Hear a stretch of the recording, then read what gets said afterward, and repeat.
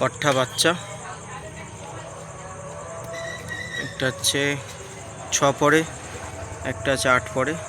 8 পরের নর আছে এটা, আর এটা হচ্ছে 6 পরের ফিমেল।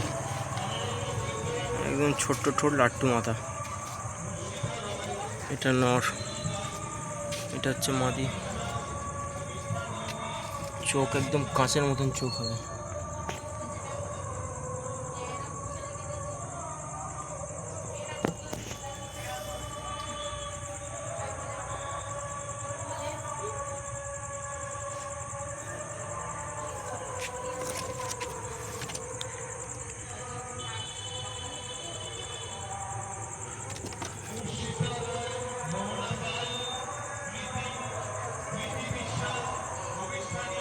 একদম ছোট্ট ঠোঁটের।